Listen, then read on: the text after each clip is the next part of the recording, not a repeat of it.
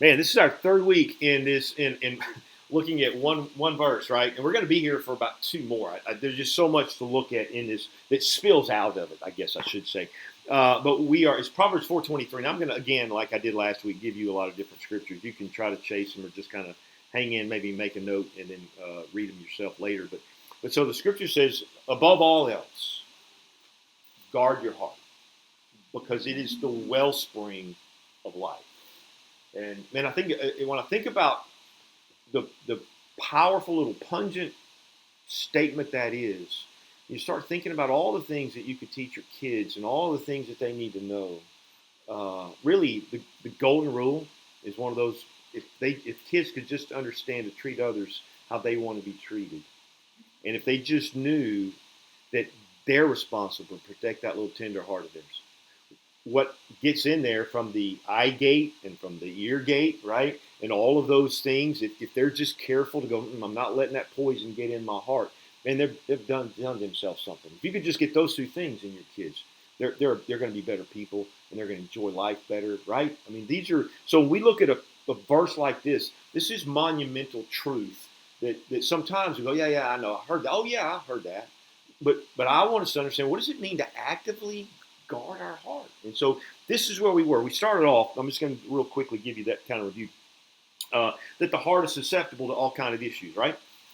And we talked about that. You can have a broken heart. You can have a soft heart. You can have a hard heart, right? We just looked at all those different things that can happen in our heart. And that's the center of everything that we do. In fact, the scripture says that's the focus of God's attention, right? Remember that from the story of Samuel. Man looks at the outward, God looks at the heart. God's always concerned with what's going on in my heart. Not that my activities don't matter, but here's what the sovereign God knows. If my heart's right, my actions will follow, right? It always goes that way. And so I think you've heard me say this enough, but any time I have an opportunity to teach people about just common sense life, it's this, that as a man thinketh in his heart, so is he. So what you think about will determine what settles into your heart, because that's where it goes, right? Truth settles in your heart. It doesn't just lodge in your brain. That's why we call it kind of the wheelhouse, right? So it gets in your heart. That's where those attitudes are, right? And so I like to say that's the windshield through which I see life. So if my thought is right, then my heart, the attitude of my heart is going to have a windshield of which I see through. So I'm seeing through love. I'm seeing through joy. I'm seeing through peace, patience, right? All of those things. And then what happens is the action follows that, right? And so if my thought is I'm a victim and then something doesn't go my way, my windshield is angry and I start blaming people, right? And my activity then is to talk bad about everybody, to trash everybody. See how that works? And so this is what he's saying here. You got to guard this heart here. You got to be careful what you think about and what other, because it's the eye gate and the ear gate, right? That where most of the stuff that we know comes from. I'd be careful. Remember that little song, "Be Careful, Little Hands, or Feet Where You Go," or what? I forgot how it went now, but it was one of those little nursery rhymes. But it's so good, and I remember we used to sing that with our kids when they were younger because it is everything. We are like it happens in the physical realm, right? We like you go get chicken pox, right? And all of a sudden all these issues happen. Not that we shouldn't go get chicken pox, but you know what I'm saying. There's certain things you just want to be careful, right? And so this is what we're looking at. The heart is the focus of God's attention, and it's filled with impurities. It just happens, right? I mean, and I mentioned the first week. The Cahaba starts just about 6 miles north of here, I guess, right off Old Springville Road. And the first place it enters when it crosses Old Springville Road is a lake, Echo Lake, I think is what it's called. And there's some houses built around it. Well, I mean, I don't know about their septic tanks. I don't know about everything else. So already the Cahaba didn't start off well because it had this lake and they built houses around it. And then it snakes through Trussville, and the more crowded Trussville getting, the more that, right? And so the Cahaba, all the Cahaba lilies and everything that we love, if you let that thing get too far down there and all these impurities are dumped into it, then we're in trouble, right? Same thing with our heart. As we go through life, the more stuff that I get dumped in, that's why we talk about. We talk at work a lot about dad wounds because a lot of men have dad wounds because of some things their dad told them or whatever, that they were no good, they wouldn't measure up. Dads have these weird things of trying to act macho in front of their kids instead of trying to train them. They berate them because they think that's how they're going to motivate their kid, and it's a stupid way of motivating, but it's probably a pattern that they learned. And so what happens there is those kids get to that place, and their understanding of who they are is so warped by a man who is warped himself that the outcome is this kind of an issue. I think that's probably what we see going on with what's happening, in our city, and we see all this violence. Those kids started off tender little kids, right? Whatever people did that stuff in our city this week, at one point, I'm assuming that they had somebody who loved them. Could have been a grandma. I'd like to think somebody did, right? But along the way, stuff started happening, right? I get emotional about this because it just hurts me to see how terrible it is to grow up in houses that aren't whole and don't honor God and aren't where it ought to be, because all that poison begins to just get kind of settle in that heart, and man, the result is what we're seeing around our world today. This is it.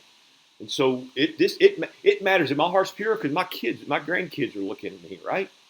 And so it matters. It all of this matters. I just want you to understand this stuff matters. And so we have to do a good job at taking care of ourselves. Tammy and I have, because of you hear the word cancer, right? And all of a sudden you think, wow, it's kind of one of those panic things.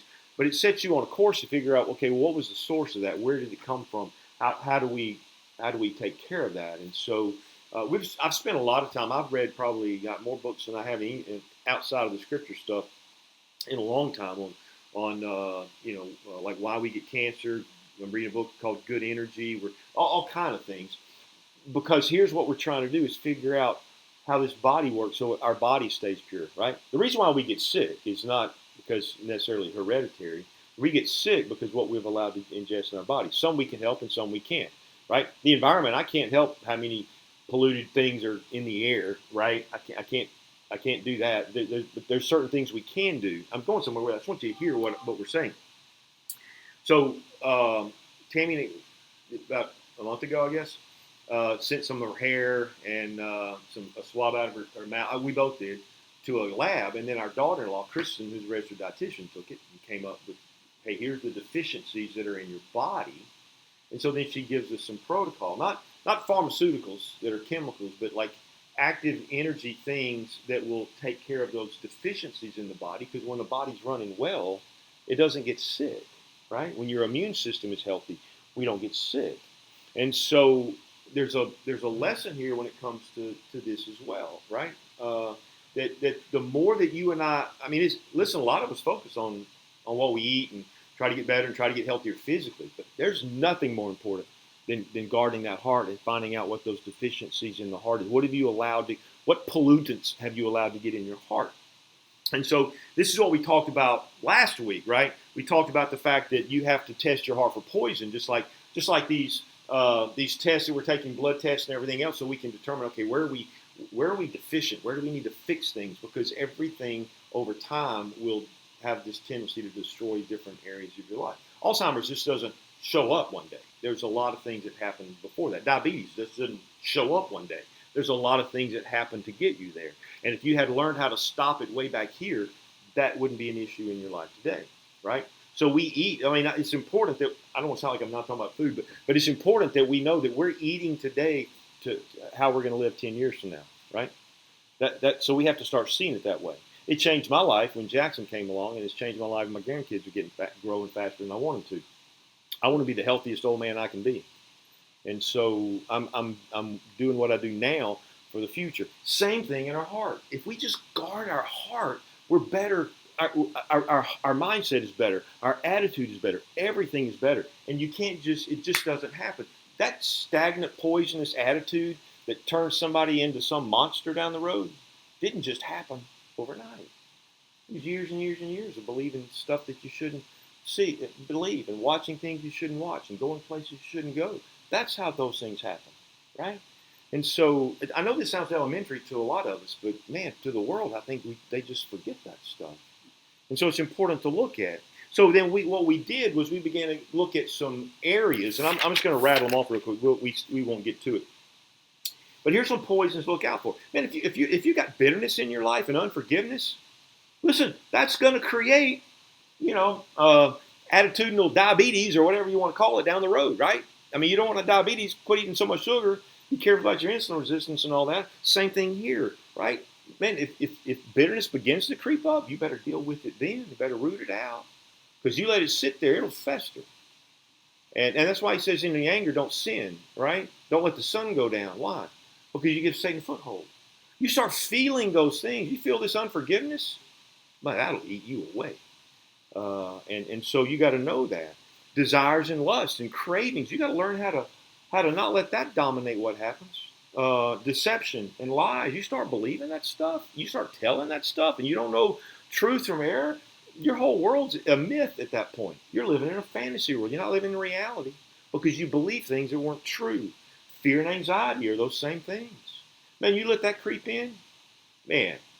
How many times have you gone to the doctor and there was an ailment or something, and before you get to the doctor, you've already diagnosed yourself with having, stage 5 cancer in 4 different areas, right? I mean, we tend to just let those thoughts go before we even get to know what the problem is. And so we've got to be careful about that. Envy and jealousy, man, those will ruin your heart. You got your own lane to live. Anger and hatred, pride, selfishness, all of these things, right? Who we hang around. All of those things have this tendency to destroy. We looked at all of that the past 2 weeks. Today I want to talk about another subject, and that has to do with the heart, because not only can well springs and water get poisoned, right, but it can get divided too. And when water gets divided, it loses its power, right? And so, man, this was several years ago now, just speaking about the Cahaba River. My kids want to go down a whitewater raft to Cahaba River, right over here by Deerfoot Parkway, not too far from where we were. And they jumped in with their tubes and everything, and the swift water got so fast, literally one of our kids and some of our friends almost died in that thing because the power of that force was so strong, because it was undivided at that point. It hadn't had a chance to kind of filter off different places and people extract stuff out of it. Man, they got caught in some underbrush, and I think they all thought they were going to die. And I think it cured them from a little bit of that extreme sports stuff that they were into back then. But that's what happens, right?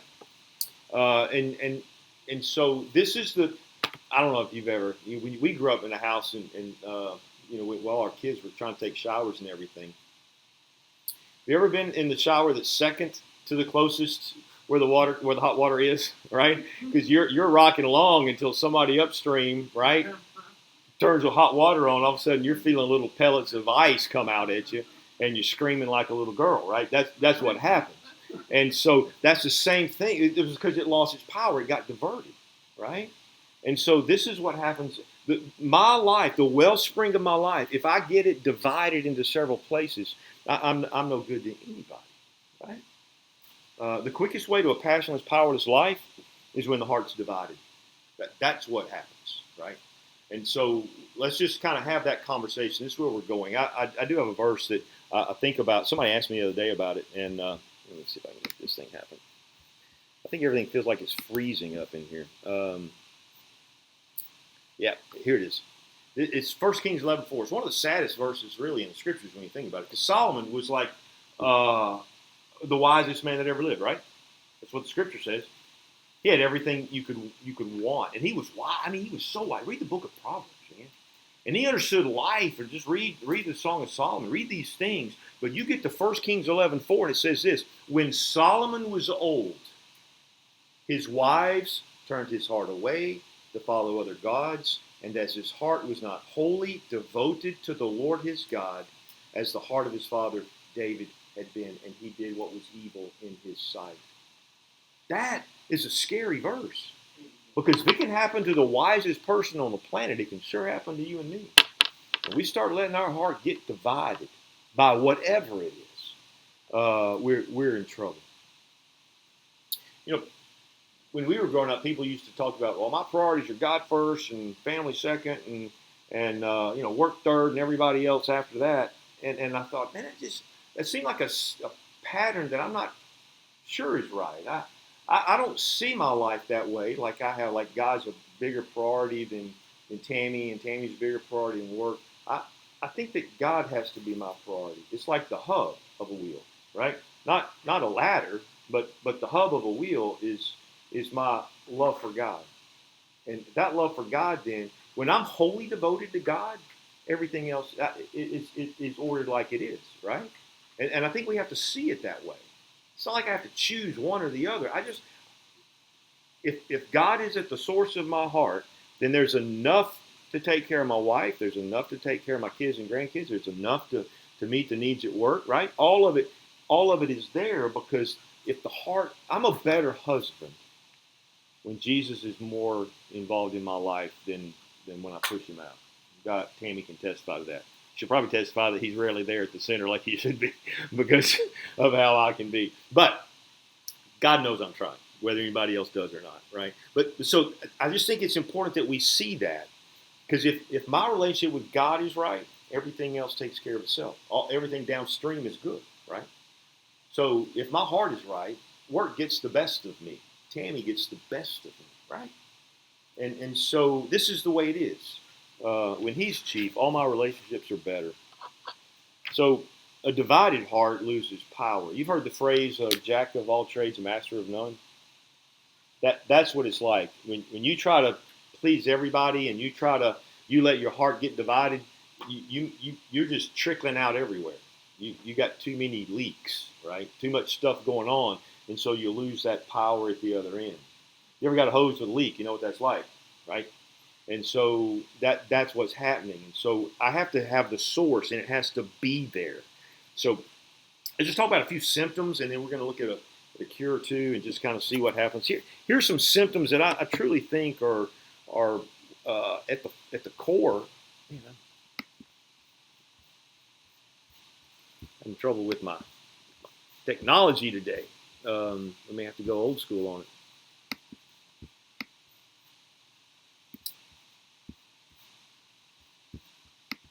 Yep, we're just going to go old school. All right, hypocrisy is one of them, right?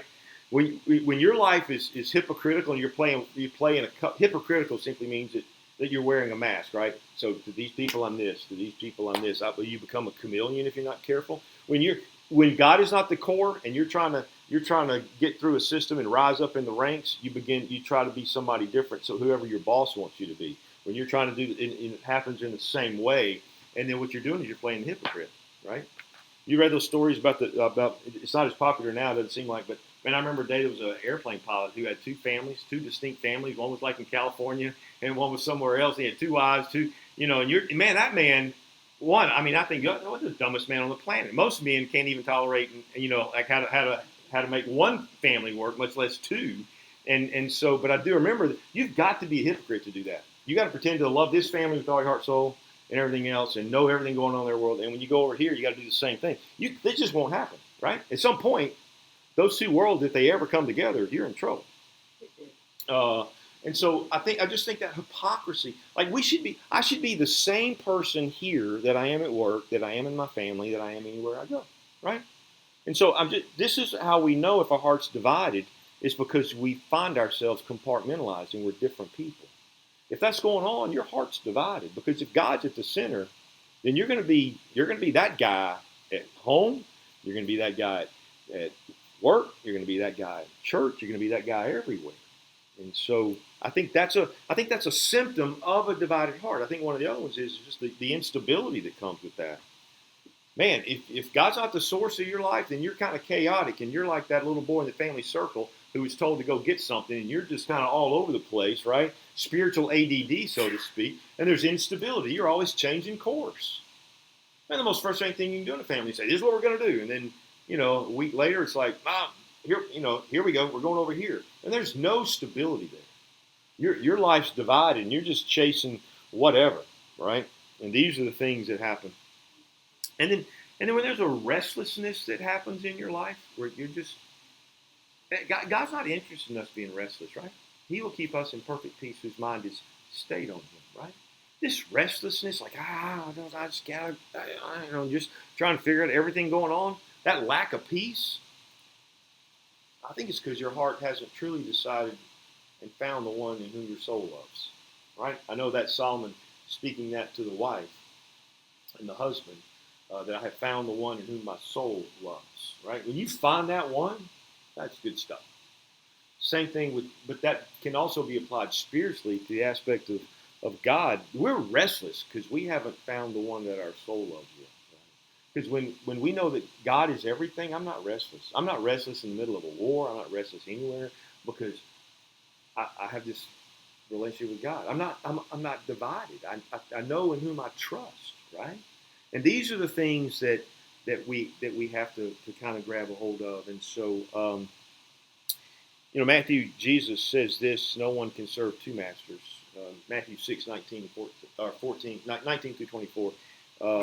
He says that no one can serve two masters, for you either love the one or hate the other, hate the one and love the other. You can't serve both God and money. And so there's this aspect that whole Sermon on the Mount, where he gave us a lot of activity to do, it was all centered around one thing, that we are wholeheartedly devoted to God, right? I give better when I'm wholeheartedly devoted to God.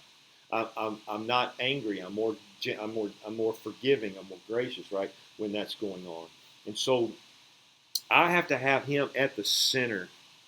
And I stumbled on this statement that I had written down years ago. It's this: the goal in life is not to find your freedom, but your master. Right? When you think about that. My goal in life isn't to find my freedom, it's to find my master. Because in Christ, I'm unbound by every people and every circumstance that can come my way. Right? This makes sense to us. The best freedom isn't to go, well, I'm going to be free. No. Be a slave to Christ. You want freedom. That's it. Right? That's where real freedom is found. Because then I'm not bound by what you think or anybody else thinks. I'm bowing to one note, one song, the King of Kings. And when that's true, this is what goes on. So this is, how do we keep this whole heart? By going, he is mine, right? That was the trouble with the church in Ephesus, right? When they got to that place where he said, hey man, you're doing all this good stuff, but you got this one thing wrong. You've left you don't love me like you used to. You've left your first love. And so all that noise that they were doing of doing work and everything else was it didn't glorify God at all. It just appeased themselves. They've gotten to a ritual in that sense. And so it's about wholeheartedness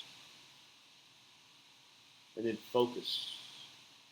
It's funny how you can get involved in church, and it's a whole debate these days, really. But you get into a church, and all of a sudden it becomes like a country club, a machine. It's like and you start having to do all the motions, right? So you come to church, you just want to know Jesus. You get saved, and you want to meet some people, and you want to grow, and you want to hear truth, and they're trying to get you through their growth track so that you can find your personality, and you can find your giftedness, and you can serve church in one of these 4 areas, right? And they limit it to that, as opposed to just helping you understand what it means to follow God. Because what if God's calling you somewhere else, not church necessarily, just besides being an usher or being a greeter or doing the parking lot or watching kids? What if there's something different that you want to do, right? The church has kind of gotten you in this machine. That's what it is. And so you're expected to be there, and all these things that happen. And I run into people all day long who just like, I'd like to get off that little rat chasing squirrel thing. What's that thing called? Hamster wheel. I'd like to get off that hamster wheel. And so, focus. We can get busy doing good things that we miss the best things, right? And so we just have, like say, Revelation 2 talks about lost love. Philippians 3 says, Paul says, like, hey, here's what I know. I'm basically, I can mess up in a hurry, but one thing I know, I'm gonna leave all that mess behind because I can't do anything about it. I'm gonna keep pressing on to the one thing that I do. I'm chasing Jesus. Right? We have to get to that place. This is where we all have to be. So you look at, and we looked at this a few weeks ago, 2 Chronicles 16:9. The eyes of the Lord move to and fro about the earth, that he may strongly support those whose hearts are fully his. This is the reality of everything about how do we keep our heart powerful and undivided. I don't need compartments. I just need to keep following God with all my heart, right? That's the greatest priority that you and me can have. I'm going to leave it with this. There's a tale of 2 characters in the Bible that it's interesting to me because one of them is Samson, and we know the story of Samson, right? He had this incredible power, strong man. Now, if you ever go look at cartoon characters, they're going to make Samson look like he's, like some Hulk, right? I mean, he's just like the Rock or something. I have a different take on it because if I see the Rock coming, I don't doubt his strength because I see it. And I'm not going, where do you get your strength? No, it's in those biceps, right? But a guy like me, I think Samson looked more like this, right? Because people are like, where did you get that strength, right? Because he doesn't look like it, but he's got it. And so Samson had all this strength and it was in his hair. God had told him that, Nazarite vow, all of those things.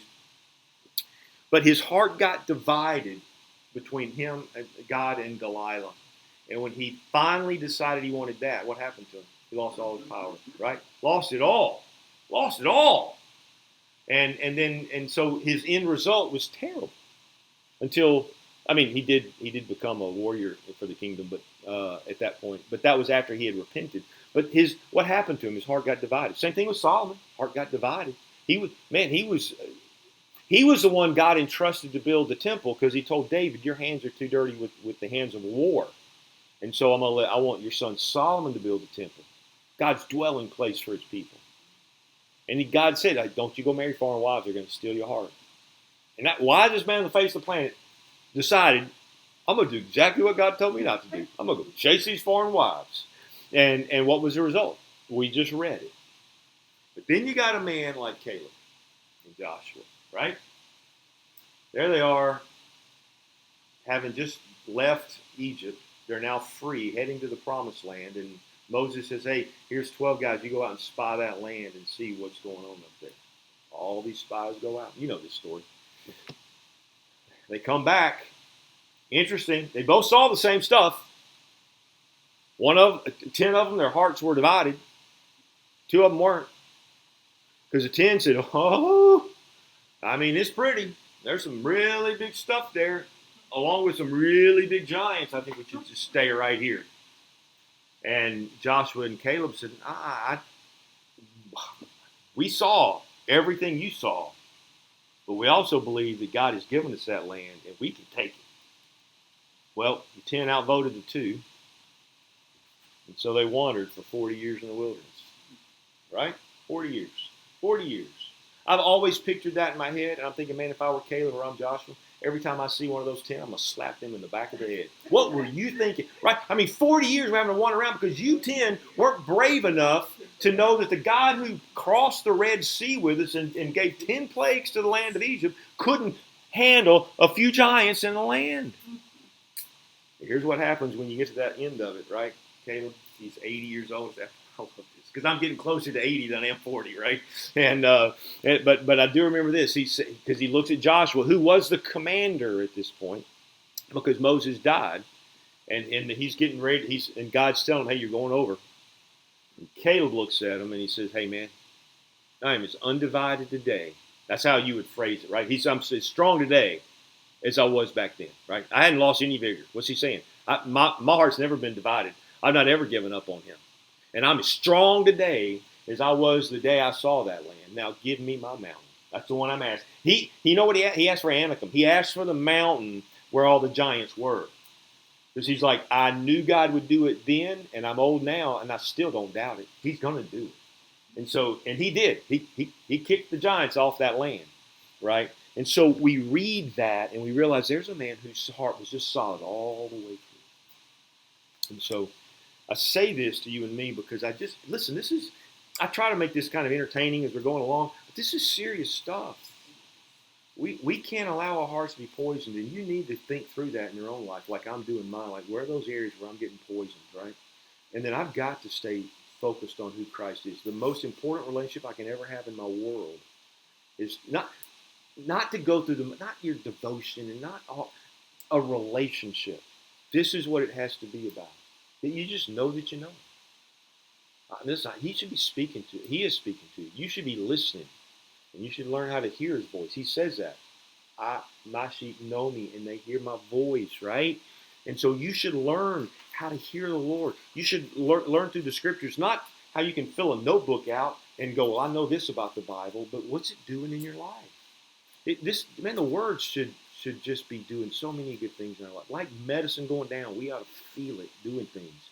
We ought to feel it making us better. We got to feel a little bit of pain because we know it's getting rid of stuff that shouldn't be there, right? But that's what has to be happening. Now we got 2 more weeks of this, so we ain't quitting. I want to drive down into this all I can drive down into this. But this is what we're looking at. So far we've seen our heart can be. Our heart can be poisoned and it can be divided. And when it does, the force of the river of life isn't what it ought to be. And so for your sake and your kids' sake and your family's sake and those who you know, you listen. I think God's counting on you and me to change this world. I don't.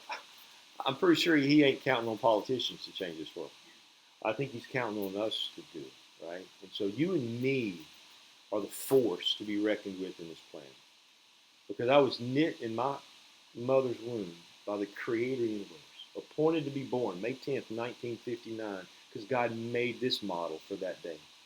And since I'm still here, I'm still made for this day. And so I have purpose. And I can't waste it having a poisoned heart or a divided heart. I'm of no good to anybody at that point. It has to be whole. And so this is where we're going. And so I love this passage. It's been rich to study it.